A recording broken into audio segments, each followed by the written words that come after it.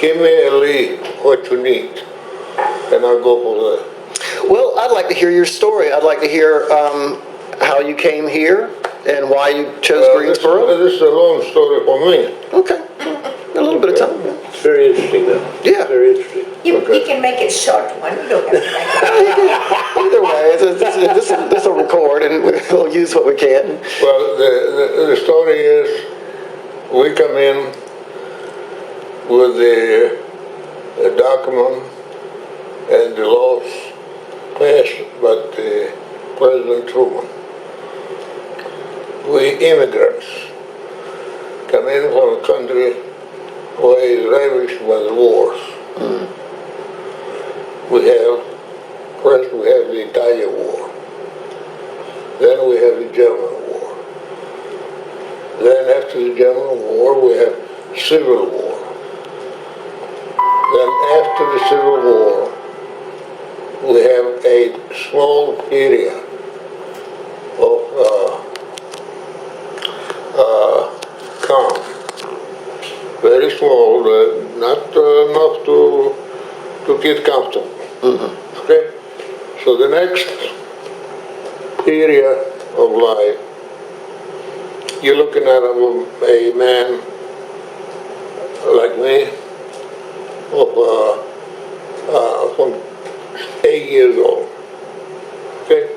What I'm telling you now is the 8 years old, the 9 years old, and so on.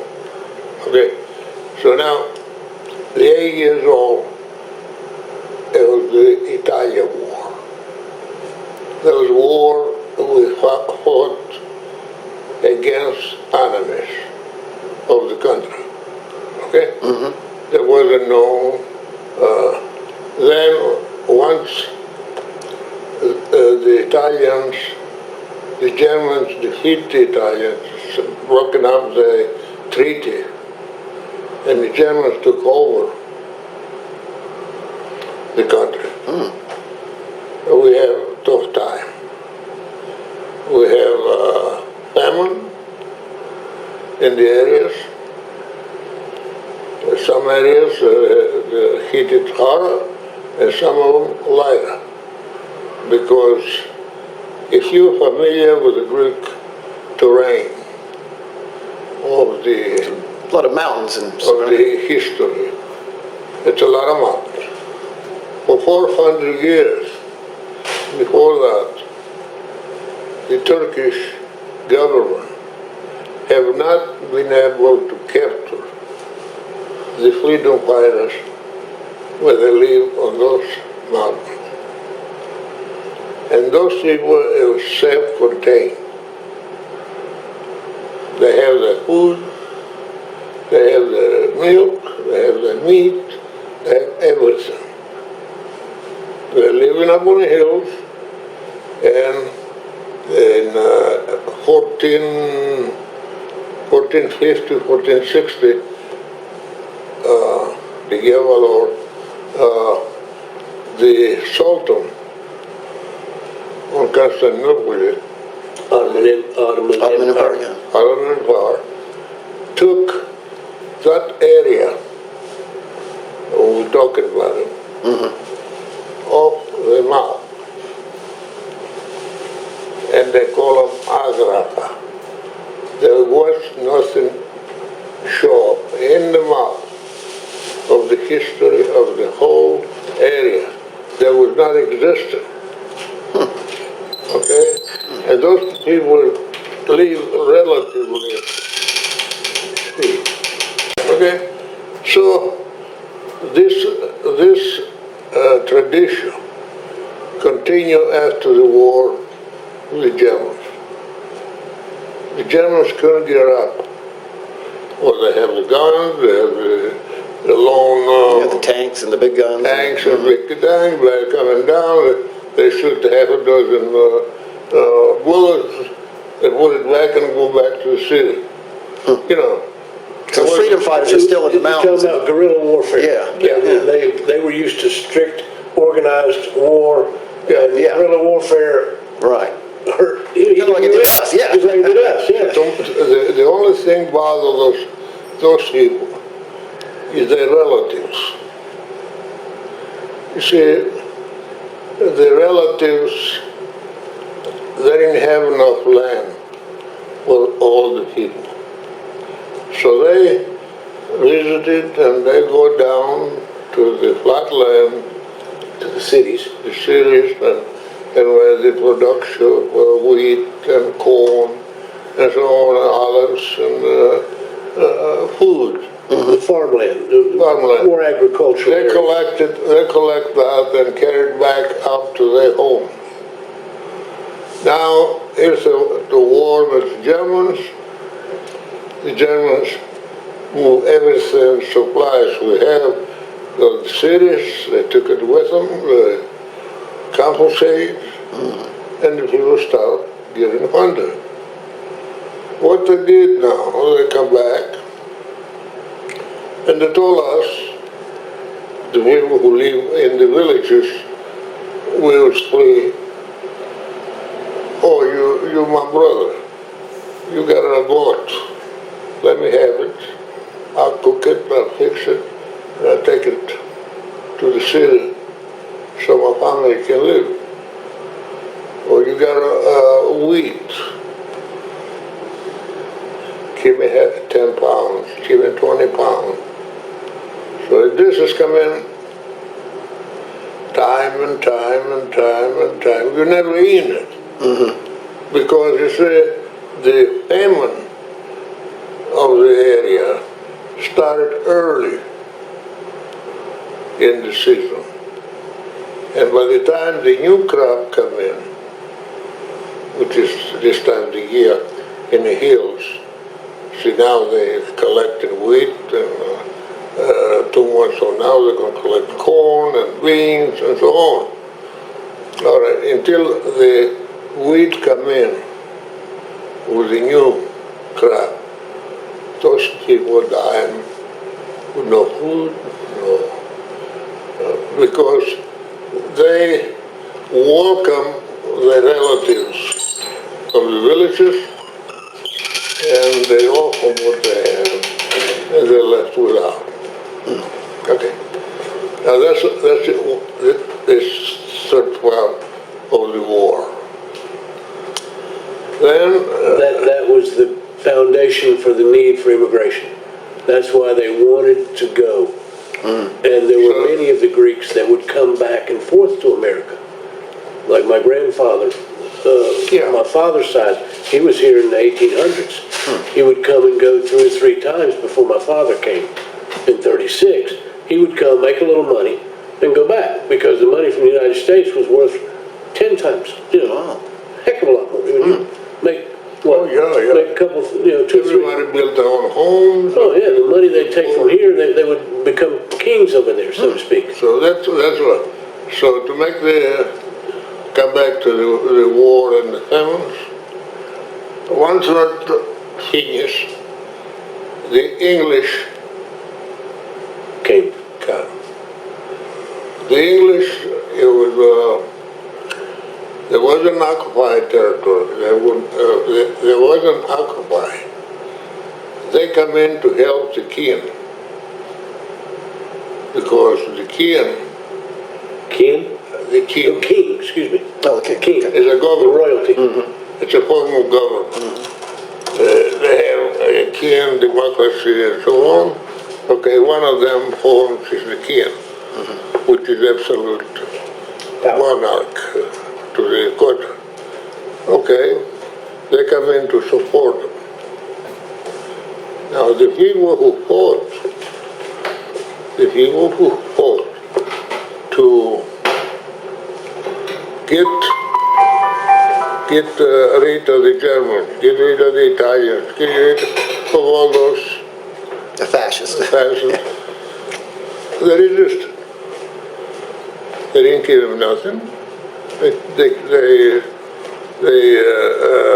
call them on the barracks and say, well, job well done, go back home. Goodbye, boys. It didn't work that way. Because the king wanted to stay out there and bleed him to death. Yeah. So they took him to the mountains. And they became the rebels. They became, They become the civil, like you have here, civil war. Okay, that's exactly what started. so those same guerrillas that fought the Germans and the the Germans and the Italians. Italians turned right around and fought the monarchy that had been in place, that Greece had, because they just challenged anything, any authority. They challenged the authority, right, Manuel? So the government, the English government, they was given the right arm to have bases in Greece. Back to politics. Back to We was close to the Russians, close to the Turkish, and close to the Balkans countries. Okay, so they want bases there. And they thought they put some money in it and everything, and that's where they stay. We lost lot of our people with that war. And that war came in almost to the end in 1950. On the president of the United States at that time was Harry Truman. Harry Truman saw the need of to bring young people anxious to work, anxious to do something in this country. This country, you're familiar with them, you're schooling, you learn. It built with immigrants. Absolutely. Okay? Oh, yeah. And if you don't have immigrants from other countries, you don't succeed. Because they're motivated. exactly. Yeah. More motivated than the the Americans. second, third generation. Right.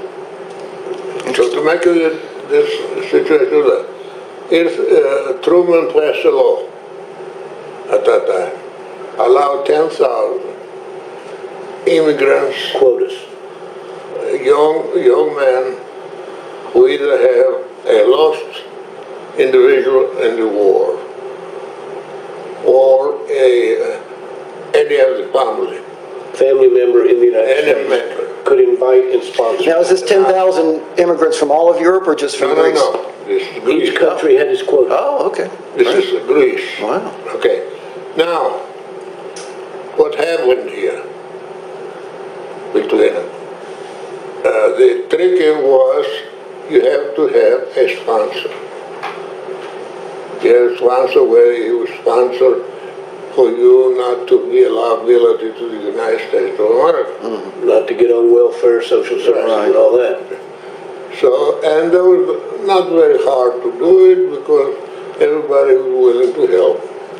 Most of them members of the families will have been here. And the sponsor. And this is where we come in.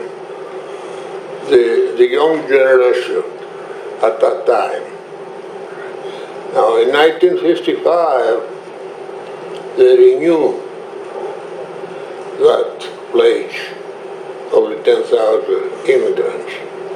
But they renew it with a different rules and regulations. At that time, President Eisenhower was the president and so on. What they did then, allow young professionals to enter. They didn't allow any immigrant who have lost person in the war or do that. That is fast, it's finished. Now you got a new crop where you say, well, you have to have a high school diploma, you have to have college diploma, you have to be a professional of some type. You allow without support of sponsor. And that's the second wave of immigrants. 1955. 1955, it lasts to 1960. And of course, after that, new laws come in, and they allow the families to join each other, because a lot of those families, the wife is on Greece, the husband is here, the son is here, the mother is there, you know. Let me interject and try to probably get it back where you want it to go. My father, for instance, with the Princess Cafe, he came over in 1936. He had just married my mother, and he had been on the list, which is a quota. Even in 36, they had quotas. He was on the list for immigration in the United States because everybody tried to get on that list. Anybody wanted to get here. No education, whatever. And he married my mother, and then 6 months later, he got permission. His visa was approved. Well, he didn't tell them he got married, because had he told them he got married, it would have been another list, and he probably would never have gotten visas. So he left his wife after 6 months or 8 months and came here, and immediately the Italians hit, and the war started there long before the U.S. got involved in 41.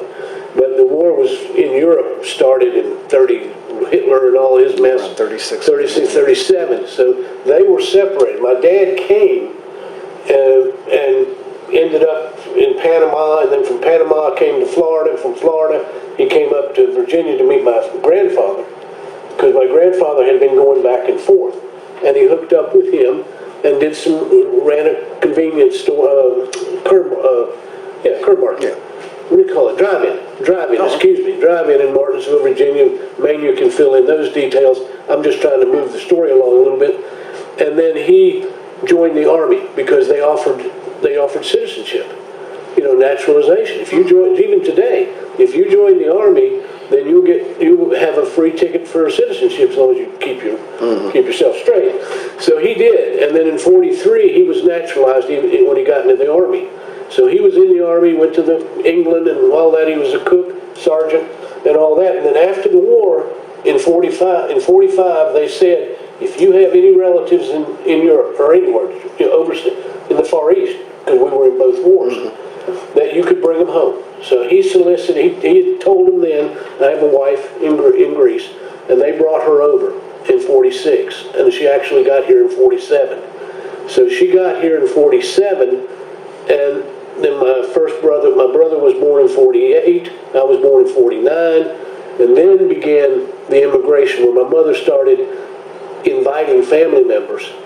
Although some of our family had come, there was a lot of people coming back and forth to America, because this was where the bounty was. This is where the work was. If you wanted anything, you got here, and you worked, and then you took stuff home, and like Manu said earlier, build a house, build a barn, build something, because over there, if you wanted to marry off your sisters or daughters or whatever, you had to have what's called a dowry.